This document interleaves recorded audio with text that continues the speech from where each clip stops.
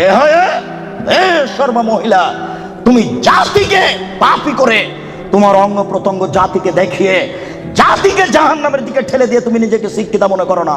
ভুল হিসাব তোমার বিদ্যাকে কবর দিতে এসেছে, তুমি মনে রেখো।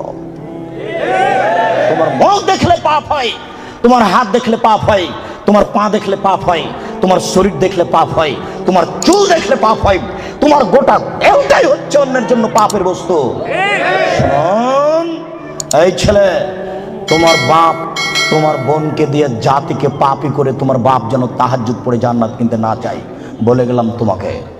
আর তোমার বোনকে বলে গেলাম, তোমার বোনের সাথে আমার অনেক কথা আছে, তোমার সাথেও কথা আছে। তুমি এক পায়ে হলে দাঁড়িয়ে থাকো, এক একটা বাক্যকে তুমি মনে করবে 1 কোটি টাকা মূল্য, তাহলে তুমি আজকে কথা মূল্যায়ন করতে পারবে। আবারও বলে যাচ্ছি, তোমার বোন জাতিকে পাপী করে নিজেকে যেন শিক্ষিতা মনে না করে। এই ছেলে, তোমার বোন জাতিকে পাপী করে যেন নিজেকে শিক্ষিতা মনে না করে। ও শিক্ষিতা নয়, ও বন্য, ও বর্বর, ও অসভ্য, ও অশিক্ষিতা। তোমার বোনকে যদি আমি বন্য অশিক্ষিতা প্রমাণ করতে না পারি, আমি জাতির সামনে বক্তব্য দেব না।